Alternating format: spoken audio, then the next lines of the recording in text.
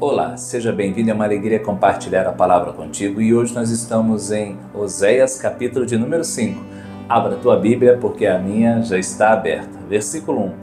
Ouvi isto, ó sacerdotes, escutai, ó casa de Israel, e dai ouvidos, ó casa do rei, porque este juízo é contra vós outros, visto que fostes um laço em Mispa e rede estendida sobre Tabor. Então, a palavra que o profeta vai anunciar, essa palavra é para o sacerdote, é para o rei, é para o povo. Diante de Deus, todos nós somos responsáveis. Deus não tem filhos preferidos e nem faz acepção de pessoas. Todos estão embaixo da lei de Deus. Era isso que o texto está dizendo. Versículo 2. Na prática de excessos vos aprofundastes, mas eu castigarei a todos eles. Conheço a Efraim e Israel não me está oculto, porque agora te tens prostituído a Efraim e Israel está contaminado.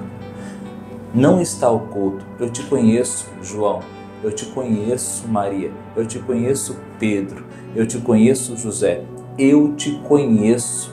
As obras que você faz não estão ocultas, eu conheço você. Então Deus está falando para mim e para você através do texto que Ele te conhece e Ele sabe o que cada um de nós fazemos. Provérbios capítulo 15, no versículo 3, diz que os olhos do Senhor estão sobre toda parte, contemplando os bons e os maus. Então, mesmo que a gente faça no oculto, Ele está sabendo. Aos olhos de Deus, não tem como esconder. No versículo de número 4, o seu proceder não lhe permite voltar para o seu Deus, porque um espírito de prostituição está no meio deles e não conhece o Senhor.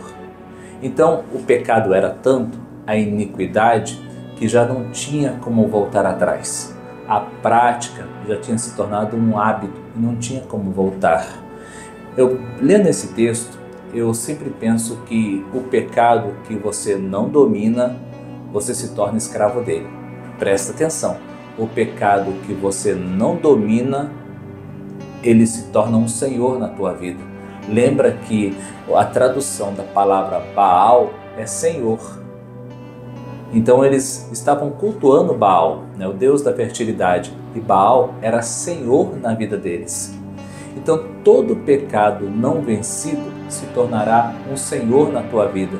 E quando você quer voltar para Deus, talvez não consiga. Meditando nesse texto, eu lembrei de alguns casos que eu já presenciei.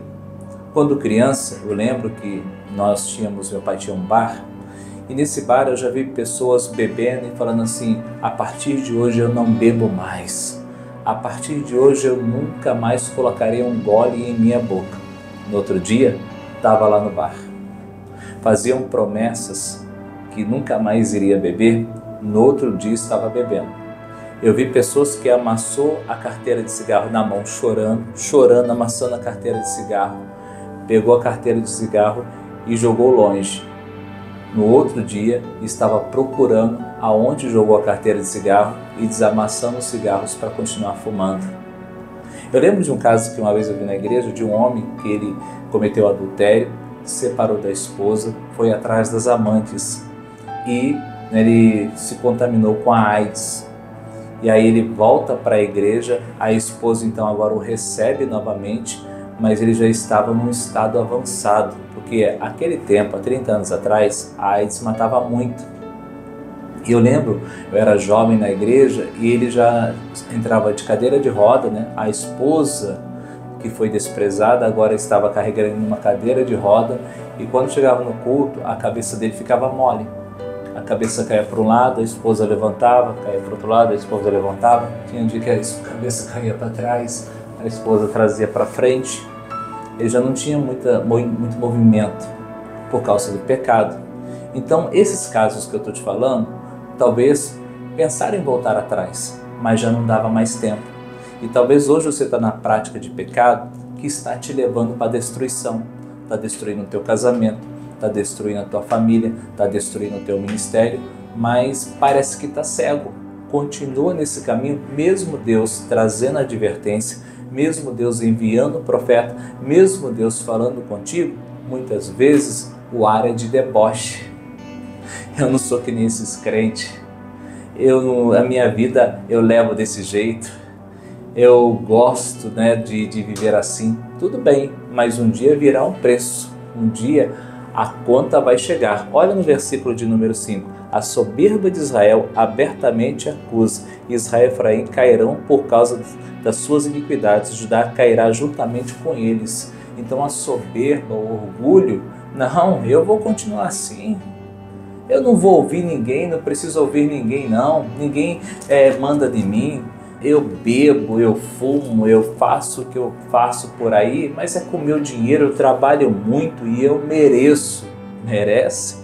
Você merece servir a Deus, porque Jesus pagou um preço pela tua vida e não foi um preço muito barato, foi o preço de sangue, sangue vertido na cruz do Calvário.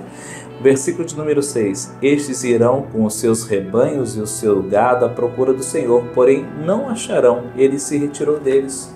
Pode ser que chegue um dia que você vai procurar o Senhor e não vai encontrar mais. Hoje ele está de braços abertos para te receber. Hoje você pode curvar o teu joelho e pedir perdão, ele vai te receber, mas chegará o dia que você não encontrará a misericórdia de Deus. Chegará um dia que Deus não estará mais ali para te receber, porque o Senhor vai vir levar a igreja gloriosa dele. Em Isaías capítulo 55, versículo 6, diz assim, buscai o Senhor enquanto se pode achar e invocai-o enquanto está perto. Então o dia de buscar o Senhor é hoje. A oportunidade de se arrepender é agora. Eu lembro na cidade onde morava no interior, quando me converti, tinha um senhor que era evangélico e desviou dos caminhos de Deus. Ele vendia frutas num carrinho de mão. Era muito conhecido na cidade. E eu lembro que num culto ele teve a oportunidade de se arrepender, de voltar para os caminhos do Senhor. E ele disse, agora não, eu tenho algumas coisas para resolver. E ele morreu. Ele foi baleado na cidade, numa rua escura. Ele levou uns 3 tiros e um tiro atravessou a garganta dele. E esse homem não teve tempo de pedir perdão para Deus. A morte foi muito repentina. Talvez ele nem sabia que estava morrendo. No versículo de número 14 diz assim, porque para Efraim serei como um leão e como um leãozinho para a casa de Judá. Eu mesmo despedaçarei, embora arrancá-lo-ei e não haverá quem o livre. Lembra que houve oportunidade de arrependimento, Deus enviou os profetas, Deus foi muito longânimo com a casa de Israel e com a casa de Judá, mas não quiseram ouvir. Então o juízo veio primeiro sobre Israel, reino do norte, onde foram levados cativos pelo povo da Assíria, foram destruídos, e depois foi o povo de Judá destruído pela Babilônia. Misericórdia! Que possamos ouvir a palavra de Deus e arrepender. Como declara em 1 João capítulo 1, versículo 9. Se confessarmos os nossos pecados, Ele é fiel e justo para nos perdoar e nos purificar de toda injustiça. Então hoje é dia de arrependimento, hoje é dia de buscar a presença do Senhor. Amém? Então guarde essa palavra no teu coração e que Deus te abençoe.